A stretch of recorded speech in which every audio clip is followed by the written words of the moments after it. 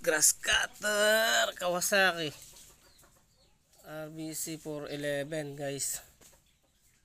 Na siya, walang power.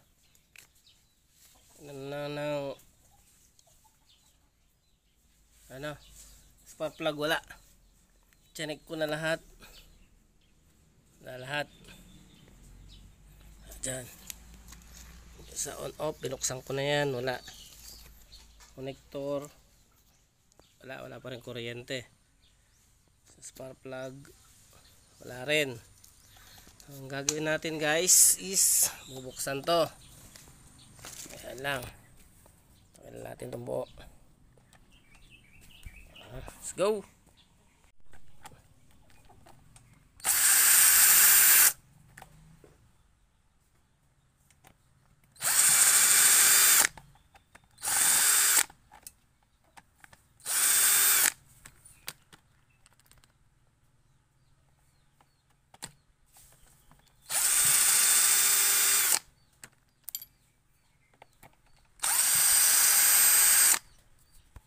Guys, ito yung ano niya, sa problema niya guys. Pero bago ko buksan to guys, nag-order ako sa Lazada, pang dyan talaga kasi alam na eh. Tingnan natin guys, tabi mo natin guys yung spark plug.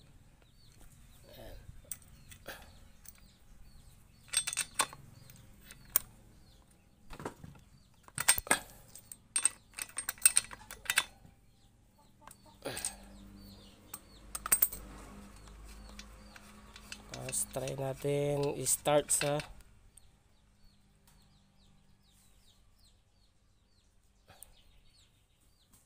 spark plug niya guys.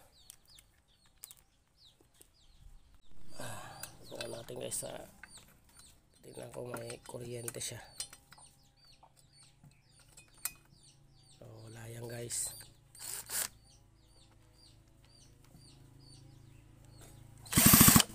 Guys, so wala.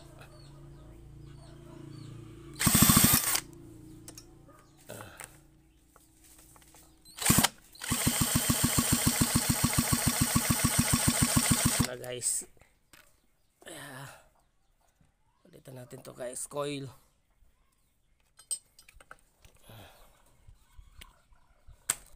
Easy lang yan. Ito lang mga kalimitang sakit ng mga grass cutter, kundi carburetor. Ito, coil.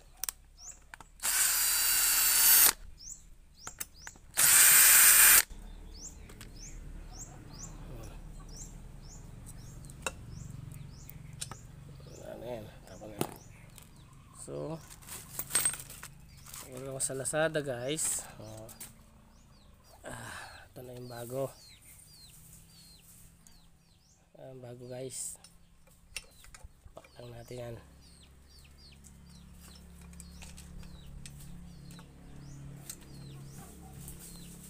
Bilis lang itong dumating guys. Ano lang, in-order ko lang siya kahapon na umaga. Dating siya agad ngayon. Bilis. Kaya dapat pag nag-order ka nito, meron ka ng bayad, pambayad. Ay, mabilis.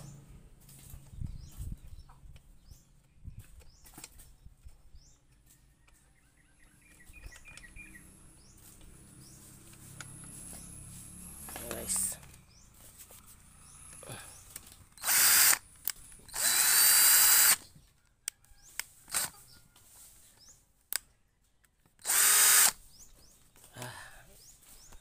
guys, tatayimin lang natin yan guys.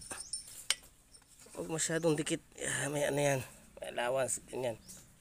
Sakto lang yan guys, para hindi gumasgas.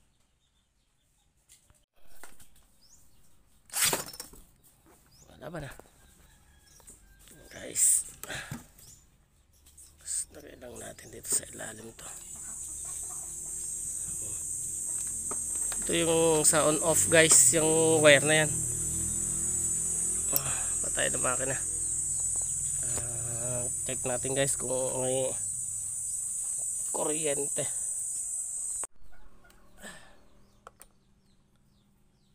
Guys,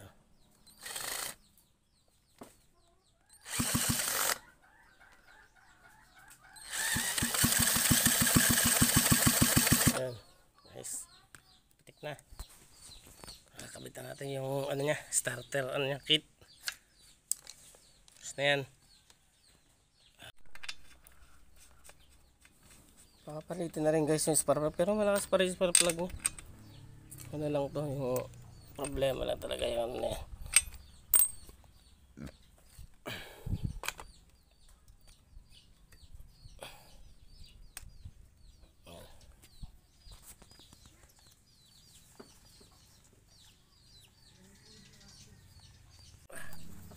Kabit lang natin to guys, tas testing.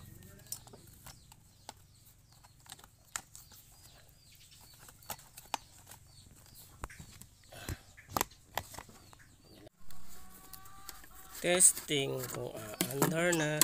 Ay, tapon pa. Kunti lang guys.